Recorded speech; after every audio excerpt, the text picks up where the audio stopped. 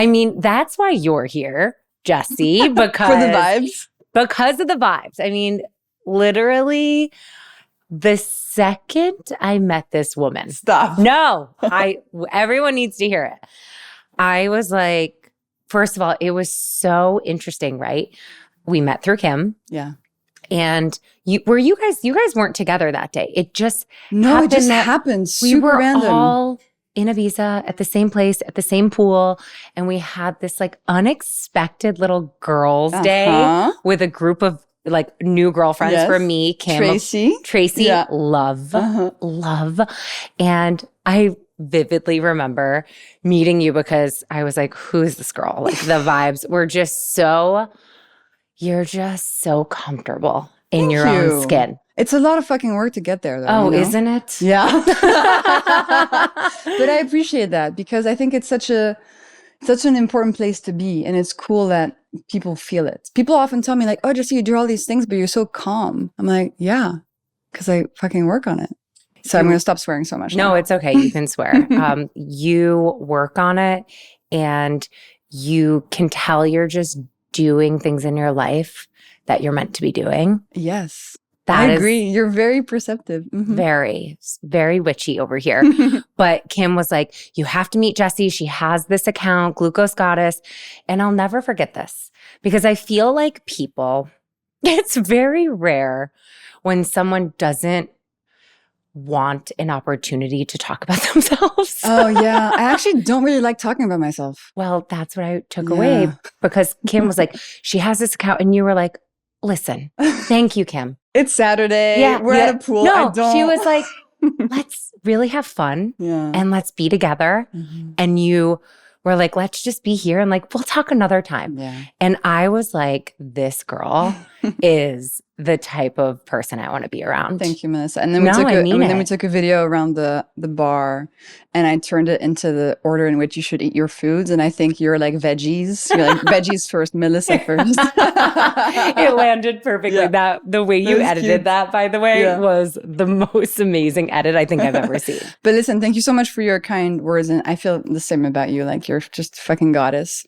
So it's a joy to be here. Thank you. Thank you. I'm so happy to have you for so many things because I feel like I learned so much about you that day, but I'm like, I'm really just, I'm so curious about you. Ask me anything. I want to know all of the things. So you started Glucose Goddess. But I think to take it a step back, because I always find the most interesting thing to know a little bit about you, like where you grew up and what really inspired you and led you to creating such a magnificent thing. You know, like a lot of pain, actually.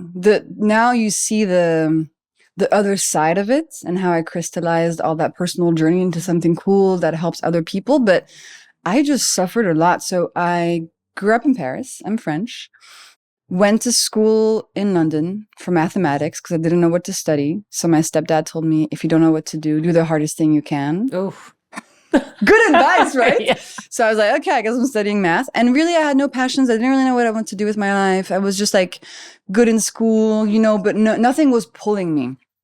And then when I was 19, I had an accident. I broke my back jumping off a waterfall. Yeah. And that's when things really changed for me. So I went from a state of being careless, feeling invincible. I was 19. Like I just felt really like on top of the world, to being in a hospital bed with metal in my spine and the most physical pain I had ever been in my whole life. And then even though I healed physically quite quickly, my mental health just started going really, really dark. So I started getting this weird feeling of being outside of my body. I was looking at my hands. I was like, oh, these are not my hands. I would look in the mirror and have a panic attack because I was like, who's that person? Like my brain was broken. I was so scared of being alive. The fact that I existed gave me so much anxiety. Like some people are scared of death. I was just like, oh my God, I'm alive. I'm in a body. Like my brain was just really not okay. So it was super dark, really, really dark. And I felt very alone in this journey. I started having panic attacks all the time. Like I could never be in a room by myself alone. I could never sleep in a house alone. Like I was really broken. And so at that moment, I just realized, okay, if I don't have my health, I don't have anything. So it became my number one priority. You know, I went from wanting to go out and party with my friends to like trying to understand how the heck my body and my brain worked, because otherwise I just didn't want to live. It was too painful for me. So started a sort of 8-year journey for me of trying to understand my body and trying to heal it. So I moved to DC and I went to grad school to study biochemistry to kind of get a sense of like the inner workings of this machine, which was fascinating, by the way. And then I went to Silicon Valley to work in genetics because I thought at that point in time, people were like, okay, your DNA is going to be the answer to everything. If you understand your DNA, you're going to be able to know what to do to feel good. I was very disappointed because actually your DNA is not that helpful. It doesn't tell you what to do. It tells you, this is your ancestry composition and this is maybe a disease you might get, but like, it's actually not that helpful on a daily basis. But throughout this journey, and I was kind of like a high functioning, you know, but with a lot of mental health issues, but I was functioning. I can relate. Yeah. So, you know, I had a lot of band-aids, but also I just didn't have the tools to heal yet. I just felt like I just needed to cope, you know? Of course. But while I was in Silicon Valley, that's where I discovered glucose really randomly. And I feel like the universe like wanted me to talk about this. You know, it felt there was a connection. There was something going on. It didn't feel like random. It felt like there was a reason I discovered this particular topic. And so I got super intrigued because I found that the days where my glucose levels were irregular, my mental health was worse. And so I started getting some clues about what I could do to just start feeling better. And that started my healing. It took me like, you know, 2 more years to add like therapy, emotional processing, just a lot of stuff. And I started feeling really, really good. And then I wanted to share what I had learned. So now when you see, you know, the Glucose Goddess and the followers and the books, etc., like, yes, it's amazing and I'm really happy, but it came from darkness, a lot of pain. And it's really cool to have been able to transmute it, you know, and I think that's why I love it so much. And it feels so good is because it really came from just my own personal growth. You can feel it. And I mean, I relate to everything you're saying. It's exactly what has me here is through the pain and feeling the pain for the first time and no longer running from it or trying to hide or put Band-Aids over it. But it's so tough because I don't know if it was the case for you, but when I was in that state of pain, I thought this is going to be my life forever. Me and too. It takes so much strength to be like, no, it's going to get better. I know. You have to tell yourself that every single day. I still do. Yeah. Even though I feel like I am on the other side, I still have things that come up. Yeah, of course. It will like, never leave you. I don't know if it will. I think it's always going to be in us, but it just shows up, you know, way less than it used to. But there's always these little things. Sometimes. It does. And that's why I am so passionate about this work. And you even asked me before we started, like, why did you start a podcast? Why did you start a podcast? I love that question because I feel on social media, it's so surfaced and there's really only so much that you can share. And for me, I've always felt like I want to go deeper. I want to dive deeper. And that's how I am with everything, with like doing the work, with getting to the bottom of things. And I also love to listen to podcasts. I love to listen to people who inspire me and motivate me. It does something to me. It literally moves me. And I mean, it's interesting because Dylan, who you met before we started, who's obsessed with you, was really encouraging me to do this for a long time. Really? Yes. For much longer than I was ready. I know everyone says like, do things before you're ready. Do things before you're ready. But I disagree. I think there has to be an alignment and something that pulls you. And it has to feel like a stretch, but not like a panic. Thank you. That's perfectly said. Yeah. Because I was afraid of it, but it wasn't even fear. It was like, it was panic. It made me, I don't know. It didn't feel good. And then it just shifted really like out of nowhere where I was like so ready to open up and to open myself up, but to also sit with people who I'm inspired by and hear their stories. And where I'm getting to with this whole story is that, like, hearing that you went through that is why I do this, because I want to give hope to anyone out there who feels this way and is like, that's me. Like, I'm in the dark place. Well, if you are in the dark and you're listening to this, my biggest piece of advice is, even though your brain is telling you that you're going to feel like this forever, just trust me, you won't. Like, a day will come where you will feel better. And that's just your brain tricking you. I know how that feels. And when I have bad days where I feel like my mental health goes back to that place, immediately my brain switches back to like, Jessie, you felt like this forever. You're going to feel like this forever. It's like a chemical thing in the brain. No, it is. But it just know that it's not going to be like this forever. It's so hard to believe, but you have to believe it. You have to. And I promise it's not forever. It's not. Doc Amen, who I had on, who I love. Yeah. He says, don't believe every stupid thing you think. Yes. And I'm like, that is so good. Like, I had something this week where I was like, I could feel the spiral starting to form. And I was like, no, because that's the story I'm leaning into.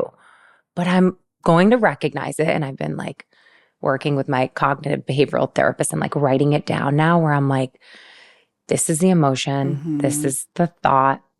What if I shift the perspective? And I'm going to say something, I've never shared this before, but in some of the darkest moments, I had this weird coping mechanism where my brain was telling me that the pain was like good. It was telling me like, the reason you're feeling all this pain is because you're meant to, like, you know, spiritually grow, and like the reason, you know, just sort of idealizing the pain in a way, you know, and I think it was definitely a coping mechanism, but I sometimes got stuck in that. And so when I would feel the spiral come on, instead of being like, nope, I'm going to change, I was like, oh, here we go. It is my duty to feel this and understand the meaning of life and of the world, because the pain, blah, blah, blah, blah. And actually, you don't need to feel the pain. Like, there's nothing inherently like majestic, or you don't have to be a martyr to that pain. You can actually decide to say no. At least for me, that was a big realization. Wow. Yeah. I was That's like, powerful. If I feel like shit and I can feel myself going back into that dissociative place, I can be like, no, there's nothing good there.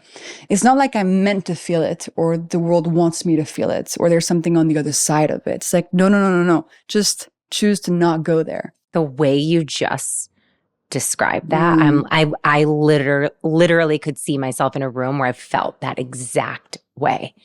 And even today, I think it is so important, right? Because, you know, I think of people who look at us and feel like, oh, they're, you know, to feel that way, to be that way. And I'm like, no, there is so much beneath the surface, which is why I love this and why I love being here, and why this fuels me to open up these conversations and to share the real shit beneath what you see so aesthetically pleasing and beautiful in other places. These are the conversations that I want to have. That I wish I had too in those places, because I was ashamed of feeling that way. And I would love to hear. So when you are in that, or even let's take it back, when you were there and you're like, no, I'm going to choose differently. Can you just lean in a little to like what the different choice was? Because I think it was like, instead of when I started feeling my mental health go badly, instead of sort of leaning into the pain, shutting myself off from the world and being like, okay, I have to like, I almost felt, and this is going to sound totally crazy, but I had the thought at some point, which was like, okay, I'm like a, you know, a messiah, or like I have a spiritual like mission here, you know, I'm a prophet or something. And the reason I'm feeling this pain is because it has to teach me things. And out of this pain, I have to discover, you know, the meaning of life and why we exist. And I just got into my head about this whole thing. And so I made it into this experience, almost like, oh, this is like a gift, you know, anyway, it just went really deep, and it was just a way to cope. But so what I would do now is, if I feel my mental health going badly, I would distract myself. Instead of being like, okay, everybody, I have to go like be with the pain and journal, I'd be like, you know what? I'm going to go get ice cream and go to the cinema. and I'm going to like get a massage and I'm going to go for a run and I'm not going to feel guilty because I felt guilty for not being in the pain. I was like, I shall not distract myself. It is my duty as, you know, a superior being. I had all this shit in my head. It is my duty to go through the pain and come out the other side with these insights, you know? And now I'm like, no, that's actual bullshit. That's just my brain doing crazy stuff to help me cope. And now I know you don't have to go through the pain. There's nothing on the other end of it. If you do your work, okay? We're not talking about like completely spiritually bypassing any negative emotion. Okay, I was going to say that. Yeah, sorry. That's, I mean, I have to be very clear. Like I was also working with a therapist, doing EMDR. Like I was trying to understand, move the stress to my body, etc. But at some point I was like, I've done the work. I've figured some shit out. I don't need to keep going into the darkness. Like I also need to know when to choose that it's safe to go into it, process it. And also when it's better to just not give it all the space, not let it win every single time. Right. That's the word. Not let it like suck you in. Yeah. Where you can, I mean, for me, I, you know, I'm thinking about like something this week where I was like, I feel it. It's coming. And I'm like, you know what? I'm going to put on one of my favorite songs that I cannot help but move my body, dance around the apartment, rolled out my mat and did like something to choose differently. And often I also found that the days when I felt the worst, actually that feeling in my brain and the difficult mental health was just a symptom of like my body needing to move some stress. So instead of going into the psychic hole, I would be like, okay, let me stretch. Let me get the knots out of my back. Let me go ground. And that would actually fix it. So instead of feeling like, oh, that darkness is something I have to go into, I would almost take it as like the darkness is just a signal that my body's out of balance. Let me go fix that. Oh, that's great. You see? Oh, I so do. Shifting the perspective on it. It's know? all about Shifting the perspective, yes. as cliche as it sounds. It really is. Okay, I love this. So you mentioned something that when your mental health was bad and you adjusted like your glucose or like the order in which you were eating food leads me into how this all came to be. Like take me from the fact that you're a biochemist, which is hot. Yeah. That's just sexy. Yeah. Sorry. And to really creating this methodology and this approach that has transformed so many people's lives. So the first thing that happened is that while I was in Silicon Valley, I had the opportunity to try this device, a continuous glucose monitor, which is usually for people with diabetes. And so I tested it for a few weeks, and that's when I started seeing, oh, the more spikes I have, the worse I feel. And that got me really interested in the topic. And so I read all the studies I could find on the topic. I had actually funny, but I think universe again, I had broken my ankle just at that same moment. So I was sitting on my couch for a month. I couldn't go anywhere. It was almost like the universe was giving me this space to just explore this topic. So I was on my couch on my computer, 1,000 tabs open on my computer, my cat between my legs, and just like searching glucose, like, what is this about? Like, what's going on? And I discovered all this amazing stuff, Melissa. I discovered that I wasn't alone in the sense that we used to think that glucose only mattered if you had diabetes, right? It was like, true. Glucose, diabetes, boom. And I found this recent science showing us that every single person, even if you don't have diabetes, can still be experiencing these roller coasters. And depending on who you are, your body, your medical history, that can lead to so many different things, from worsening mental health, to cravings, to chronic fatigue, to infertility, to bad skin, menopause symptoms. I mean, like the list goes on and on and on. And then long-term diabetes, of course. And so I was like, wow, why is nobody talking about this? Why, like, what the heck? And second, it became clear to me that because I wanted to fix my mental health and my body, I needed to keep my glucose level steady. But, and this is a very important point, I still wanted to eat everything I loved. I wanted to eat the pasta and the chocolate cake. I mean, your friend. Yeah. I didn't want to like cut out carbs because you couldn't keep your glucose level steady if you just cut out all carbs, but that's not something I wanted to do. There was non-negotiable. I was not going to go on a diet. I was not going to cut out, baguette. There's no way. So I thought, hey, I'm sure there's a way. I feel like there's something I can figure out that would allow me to still eat these things with less impact on my glucose levels. And again, through a lot of research into the scientific studies, that somehow, out of luck, were all quite recent. Again, I think my timing was really right. I think I don't know. I believe this is all happening for a reason. But I found all these recent studies that nobody had taken to the general public yet. Like the food order thing, like the vinegar, like the close on carbs. And I was like, damn, there's all these amazing discoveries done by scientists across the world. What if I, first of all, use them on myself, which I did and it helped so much. And then second, it was like, people need to know this. I just wanted to share it. And there was something came over me. You probably have felt this, just like that creative energy that starts building and you're like, whoa, I'm just so excited about this. So that excitement carried me. And I started very simply like posting this information on Instagram, using my own glucose data from my monitor to like illustrate the studies. And I loved it. And that's what carried me. Also discipline. I was like, if I want to make this into something, I need to be really disciplined. As you know very well, you have to hustle and you have to put time and energy into it. And I listened to what people wanted. I read all the DMs, I read all the comments. People were asking me questions, were helping me like refine the content. We're doing all these things. And now like, it's so cool. So 4 years later, I now like have made blood sugar and the science of blood sugar something that everybody relates to. Mm-hmm. Like that was not an obvious thing to do, you know? I'm just so happy I did it because it's so powerful. And so these hacks, when you put them in place, they help you feel so much better physically, mentally. And for me, there are principles that everybody needs to know about. A bit like drink water, brush your teeth, eat your veggies first. That's the level at which I'm operating. And I want to work in public health. You know, I'm here to make sure kids are taught this in school. You know, I'm here to try to eradicate type 2 diabetes. Like that's really what I care the most about. And I want to get this information to people who can't afford to buy a book, you know? Right. That's really what I'm into now. I mean, that it's so interesting that we're having this conversation right now because I've been in the wellness space for a really long time and I've always associated like insulin and glucose with type 1, type 2, diabetes, pre-diabetics, like Always.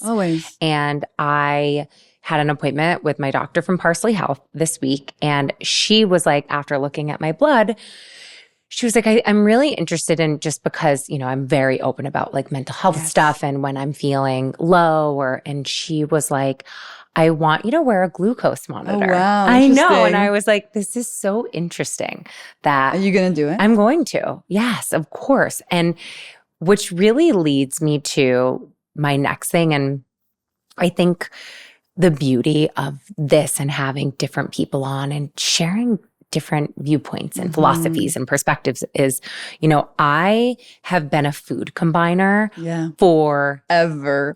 Yeah. Right. Where I mean, just to like give a little breakdown, it's all about like optimizing. It's all about digestion, optimizing digestion, eating things that digest quickly first. So like a green juice, a smoothie, fruit on an empty stomach. Are you like Ayurvedic style food combining?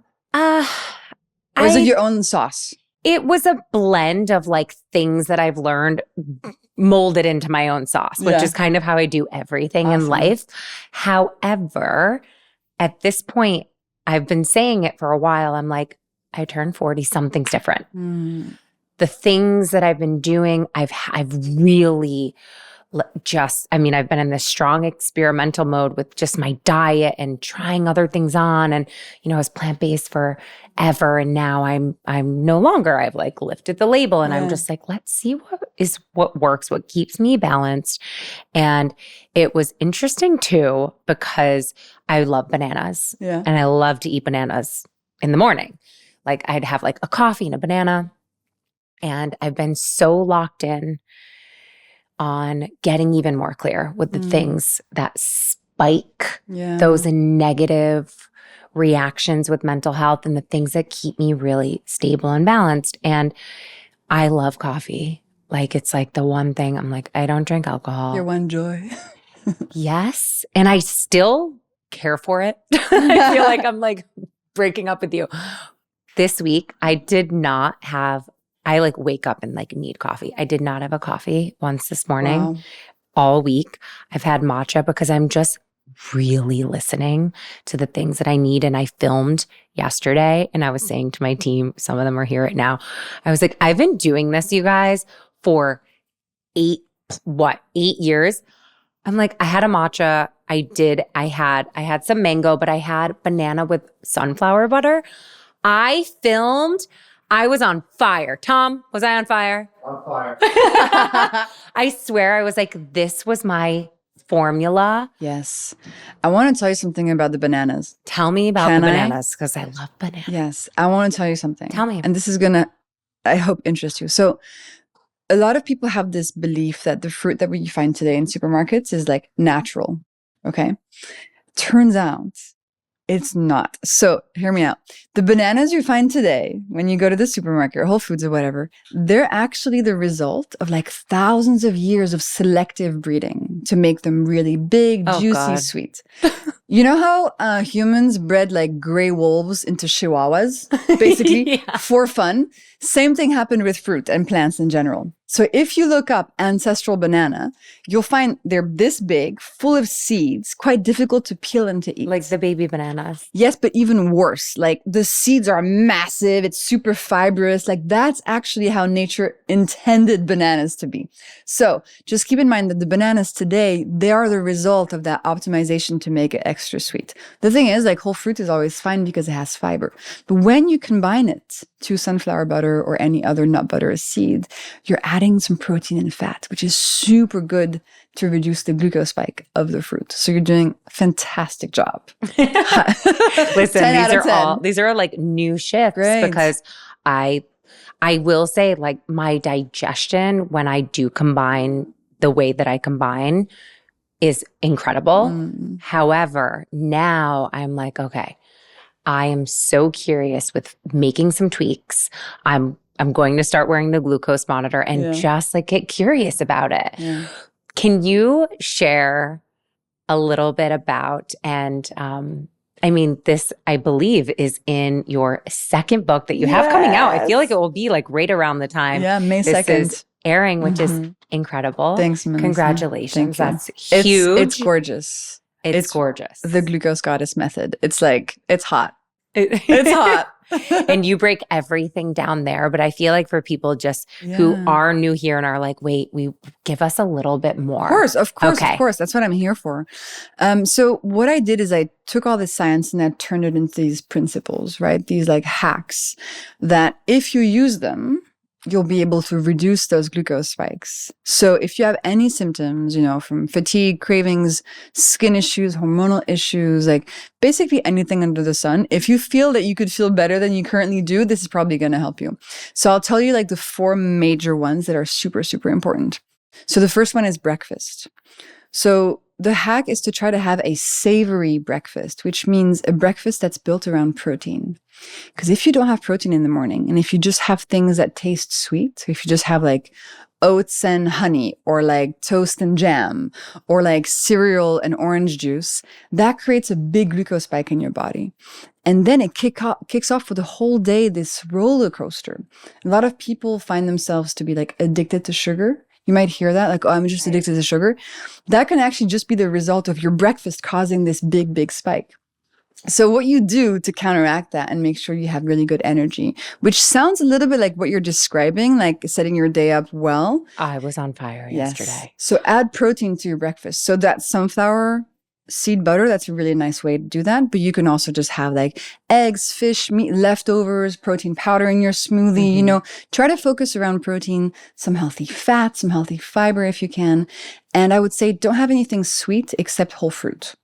So really try to cut out like the honeys and the maple syrups and the fruit juices and like the pastries, the very sweet breakfast food, which actually is an invention. Like we used to eat normal food for breakfast. The fact that now for breakfast, most of us have dessert, that's an invention of the 20th century. Like it's not natural or not something we've used to do culturally. So that's the first one to look at. And in the book, there's lots of recipes. So I hope you find a few that you feel inspired by. Oh, I can't wait to see them. Second hack, second week for the new book is vinegar. So vinegar is very cool. Love yes, vinegar. I know you do. So 1 tablespoon of vinegar before a meal in like a big glass of water like this. Apple cider vinegar? It can be any type of vinegar. Okay. Yeah, which is really cool. That reduces the glucose spike of your meal by up to 30%. Are you guys all everyone? Wait, I just looked. The entire team is literally glued on you. It's so cute. And so when you do this, when you have this vinegar before your meal, you can still eat all the food you usually eat the rest of the meal, right? You don't have to change the meal. Just by adding the vinegar, you reduce the impact on your glucose. Oh, I'm doing that. Yes. And it's because vinegar contains a molecule that's super cool called acetic acid. And acetic acid slows down digestion, which is actually good, slows down how quickly food goes from your stomach to your upper intestine. And acetic acid goes to your muscles and tells your muscles to soak up excess glucose when it arrives in your bloodstream. So in week 2, we incorporate this hack. And you don't have to just do the water vinegar thing. Like, I like it, but a lot of people are like, ugh, that tastes disgusting. So I have all these teas and mocktail ideas and dressings and just gorgeous stuff. I love that. Yes. There's lots of spritzers that I feel like you would like, very fresh, like tangy. Yeah. Another hack, which is very important, it's veggies first. So, and you were the veggie in that video. So like, this is your hack, Melissa. I am a veggie first kind of girl. When I give you the book, which is almost done printing now, I'm going to write like, to Melissa, the veggies first icon. So if you have your veggies first during a meal, what happens is that the fiber in the veggies goes to your upper intestine and kind of like deploys itself onto the walls of your intestinal wall. So when we talk about gut health and microbiome and all this stuff, that's a very, very beneficial thing to happen, to have that fiber create this protective mesh. And when you have that, then again, you don't have to change the rest of your meal. Just by adding the veggies first, you're protecting and sort of preparing your body for the rest of the meal. And as a result, you absorb fewer of the glucose molecules in the rest of the meal. So very powerful, especially if you're somebody who has cravings in the afternoon, that one just will nip those right in the bud. So very, very cool. And you can do any type of veggies. They can be raw, they can be cooked, you can dress them, whatever. You can even dress them with vinegar and do both hacks in one. So those are really the most powerful ones. And then I want to talk to you about number 4, because this is, again, you're kind of already a glucose goddess. Like you're already doing all these things. I mean, I feel like I'm fine-tuning some things, and all of this is just making so much sense. And so after one of your meals a day in week 4 of my method, you need to move your muscles for 10 minutes. So do one of your videos. After you eat. Yeah, within 90 minutes after the end of the meal, right? I mean, exercise anytime is amazing, as you know. It's really good for your body, for your brain. But if you want to have a particular impact on your glucose levels, doing it within 90 minutes after the end of a meal will be the most helpful, because your muscles, they need glucose for energy. And so if you contract them, 1 hour after eating, as the glucose from the meal is arriving into your bloodstream, your muscles will use that glucose for energy, and it won't create such a big spike. See what I mean? It'll be soaked up and burned and used for energy instead of hanging around and causing that spike, which can cause inflammation, aging, etc. So, do you have 10-minute videos? Maybe you should make specific 10 minutes. There you go. No, I love this. There you go. You can make me a playlist of like the 10-minute videos to do, 90 minutes after a meal. No, we have to talk because I'm all about all of the things. So those are the biggest ones. And then I'll tell you the one about the banana and the sunflower seed butter. So I would call that putting clothing on your carbs. So when we eat carbs, which means starches like bread, pasta, rice, potatoes, or sugars, anything that tastes sweet, like a piece of fruit or dessert, those are carbs. And when we eat them alone, on their own, that's what I call eating them naked. So all the glucose molecules in them will arrive very quickly into your bloodstream because there's nothing slowing them down. They're just naked. You eat them naked. So the concept is you need to put clothing on those. And clothing being so cute. clothing being protein, fat, or fiber. And so that sunflower seed butter, that's protein and fat. So you're putting clothing on that banana and reducing its spike. And you can do that with lots of different things, like pasta, for example. If you're having pasta, put some spinach in there. Put some olive oil, some cherry tomatoes, some tuna. If you're having a slice of chocolate cake, have it with a Greek yogurt. Again, adding that protein and fat. So anyway, I got lots of these tips, but these are the most powerful ones. Super easy. Don't ask you to change what you're eating just by adding them like little gentle giants into your life, Yeah. Or having them in your back pocket. You can start really quickly feeling the effects of steadier blood sugar. And it's truly transformative. Like it's the foundation of health. If you don't have that, it's going to be really, really hard to feel good. Oh my God. It is so true. And it's so interesting because even hearing you describe your method, it really does, I would say it complements like a lot of the way that I eat and believe with I'm inserting some of your tips because I'm just curious. Absolutely. Like, and it's about feeling good. Yeah, it's about feeling good. And actually, when you think about it, a lot of these things are quite intuitive. Right? For a long time, we've known that movement is important. A lot of cultures move after a meal, go for a walk around the block. You know, a lot of cultures start with veggies. In France, we have crudité, which is raw veggies at the beginning of a meal. And traditionally, that's been done. People don't do it anymore, really. But now we know, you know, these wise traditions, we should bring them back into our lives because ancient wisdom actually knows what's up. So now we understand the science behind them and why they work on the body. But ultimately, I mean, you know, it's all very reasonable stuff. Yeah. It is.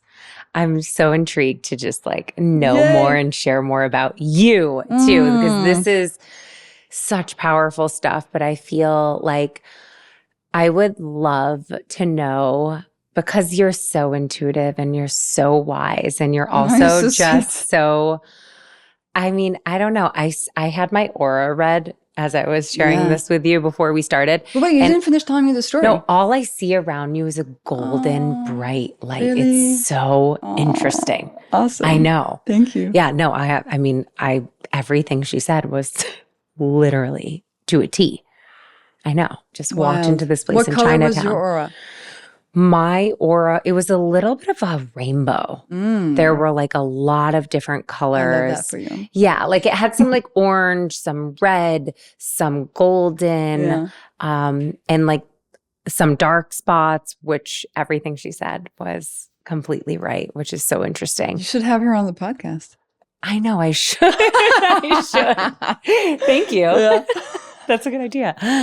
I want to know, like, where do you spend your time? Yeah. What do you do in the morning? Like I'm enamored by morning process and habits. And what are things like, give me a little day in the life of Jessie. In the life. What do I do in the morning? I love where sleeping. Do you live? You split your time? I live between here, New York, and Paris. I spend a lot of time in London. A lot of time in California as well. So right now I'm like full kind of nomad vibes, which is really nice. But I like spending big chunks of time in each city, and I try to organize so that I have, you know, press and interviews and meetings.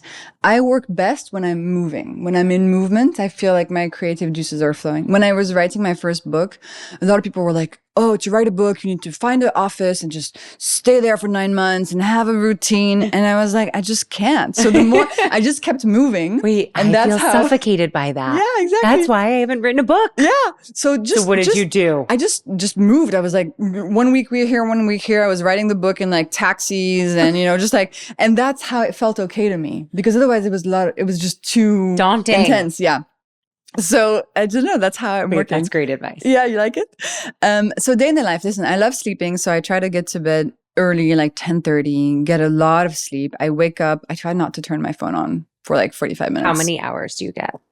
Right now, I'm getting 0 minutes, but usually I get like 45 minutes for sleep. How many? Oh, I was like, I thought how many hours without my phone in the morning? No, that's good. 45 minutes. I need 10 hours. I need 10 hours. Wow. Yeah, but I don't always get it. I'm so jealous. Yeah, I try to do at least 8. Otherwise, I'm really, really messed up. Yeah. But, you know, it depends on the timing and stuff, time of the month, cycle, etc. But if I can get 10, I'm really happy. So I get up, I try to walk to a coffee shop. So whatever city I'm in, I try to make sure there's a nice coffee shop next, 5-10 minutes walk away. So I go there, I get my little flat white, and then you get it. You have it on an empty stomach. I need to know everything. Empty stomach, whole milk. That's my favorite. I just do whole milk. The plant-based I used to do almond milk a lot. But now there's just so much added sugar in all these plant milks. Now pistachio milk, like oat milk is just liquid starch. So I'm just like whole milk, protein, fat, no problem. And then usually I like being alone in the morning. Like I like, having an hour and a half to myself. I have 2 kids. Yeah. A bit more challenging when you have kids. So I do that, and then I turn on my phone and the first 3 hours of the day, I just work. So creative stuff, emails, organizing, yada, yada. And then in the afternoon, I do the more social parts of my work. So if I have podcasts to do, if I have interviews, if I need to speak with like my agent or my publishers, etc. I eat some food in between. Can I ask specifics there? Because I'm curious, like, what do you have after you have your coffee? I have breakfast. What time? Probably around 10. And what do you have? I have mostly eggs or leftovers and Parmesan. I love Parmesan. With olive oil? Yes. Okay. So this morning, for example, I had leftover cauliflower with some salmon cakes, olive oil, a bit of avocado, and lots of Parmesan. So like a regular savory meal, like you would have, you know, for that lunch. I can eat that for breakfast. That's okay. You don't have to. You don't have to. You can create breakfast that still tastes sweet, but have protein in them. That what I'm doing is like when you get to the other side of the spectrum where you're just having a regular lunch for breakfast. Got it. You see what I mean? But you don't have to go that far right away. You can do like a smoothie with protein powder, nut butters, whole fruit, etc. That's what I had before this. Perfect. So I usually have that for like late breakfast. And then I try to find a way to work out during the day. So if I'm in an American city, I like a little boot camp. Okay. You take I like classes. that vibe. Yeah, I like taking classes. I like taking classes. Do you prefer high intensity? I do both. It depends how I feel. Hey, do you do Kims? No, I haven't done Kims yet. I know. Kim, apparently they're really I'm calling good. her out. But you know, you'll I love think, Kims if you like that. Nice. Yeah. But I think by nature, I'm very flexible. Like I'm always adapting. So it's kind of hard for me to say this is what I do every morning because things just change every day. Right. And some weeks I'm like on fire doing all this work, having all these visions for future projects and like picking up the phone, making stuff happen, hiring people. And other weeks I just want to be on my couch, like eating chocolate ice cream and watching Netflix, you know? And I just go through all these phases and I allow myself to go through all the phases. I love that. And sometimes I just feel absolutely horrible and super sad and down and I just want to do nothing. And so I don't work and I go see friends. I mean, that's so real. And because honest. I'm free and I have that space, and I think that's one of the favorite things about my life now is that I have the freedom to really do what I want, but also not do anything if I don't want to. Right. Nobody's telling me what to do. You know, I don't have a boss. Like if I want to do projects, that's all from my own creative energy. And so I'm fully free. And to me, freedom is so important. And I didn't realize how important it was until I got into this new life where I'm actually in control of everything. And now when somebody asks me to do something I don't want to do, like I freak out. And my whole body is like, Do you do it? Sometimes, but the whole time I'm like, but why do you if you? Because it's like something I've said yes to. Got it. And I felt like I kind of had to do it. And so I do it, but then I feel so gross afterwards. Right. And I have to go take like a really cold shower. I'm like, ugh. So I have a hard time doing things I don't want to do. That's for sure. I think that, I mean, no, I get it. I don't have a boss either. However, like being a boss has really helped me to understand. I mean, I think it was one of the silver linings about COVID and in 2020 that I learned was, wow, we can give ourselves and like the team a little bit more space to have this culture where it's like we come in these days, but like we have remote days and it feels more free for me. So I can't imagine how it feels for the team, but I can because I feel it works. And it's been really interesting. And it is something I do think we all need to feel, whether like you have a boss or not. You need the space of the freedom, whether it's like as soon as you're done with work, like the freedom to give yourself whatever it is to, I think it's like, you've said it a few times to me, it's like coming back to like the joy and like to feel excited about something. We're losing that, you know? And it's really, it's like refreshing. You're refreshing. Thank you. I appreciate it. You Tall glass of water with some vinegar in it. Oh, you better believe I'm definitely throwing that down. And I'm giving you a list of the classes that I know you'll love from Kim and myself. Nice. On those days you're like, maybe I'll roll that out. So yes. I feel like I could actually talk to you for a very long time on so many topics. And I already know people are just going to be like, we want more of her. You just have that, everything about you, your aura. Well, I love being with you and talking. So I will talk as much as you want. We can do this again, whatever. You tell me. Thank you. You're just, I love the way I feel when I'm around you. Oh, truly. I mean, I felt that way when we met the first day. It was one of the most beautiful days. It was so nice. I love when these just random little capsules happen. It was so nice. So random. So random. And it was like, I like walked away from that trip just feeling revitalized and like my soul was fed. Oh, I love it. And it's because of the good conversations, the quality of people. And really, I mean, for me, it's really living in this space of holding on to the things I want to do and becoming so aware of doing the things that make your soul light up. Yes. And that the ones that don't. And then minimizing, minimizing those yeses because I know that it would please that person. It's very challenging. People see their time like this resource that doesn't really matter. But for me, I had this realization, like I need to spend my time like I spend my money. Like if you were like, Jessie, buy this thing. And I'd be like, I don't want that. You're like, it's only $500. I'd be like, I don't want to spend $500 on this thing I don't want. But then if somebody is like, oh, please come to this event or have this meeting, I should say no, just like I would say no to buying that thing I don't want. You know, we need to see it the same because your time is never going to be given back to you. Never. Yeah. Noah always says, and it's one of the greatest things I've learned from him, that time, like your time is your money. Yeah. Always. He's like, you have to think about if you say yes to that lunch, how long is it taking you to get there, to be there, to return home? And to switch back to another what is there something else that you could have done with your time? So I'm so careful with the things and like everything. Like, and I've been feeling so in the flow and even more creative than ever. Nice. And I think it's because I'm really being listening. Aware and very what's the word? Intentional. And listening. Yes. Right? Okay, we end every podcast with some rapid fire questions. I feel like, no, you didn't ask this, or I didn't ask you this. What gets you out of bed in the morning? I was going to say the sunshine on the drapes, but really probably just my desire for coffee. Oh, I feel you. That's been waking me up for the past. But if you want a more like, like intellectual answer, be like, no, actually just like putting time and effort into creating stuff that I'm excited to create. I think when I'm in those phases where I have those projects that I'm like, oh, I can't wait to brainstorm this or figure this out, that's really exciting to me. Yeah. So exciting. I can feel it. I can feel that excitement. What motivates you when you're feeling down? The suffering of other people, actually.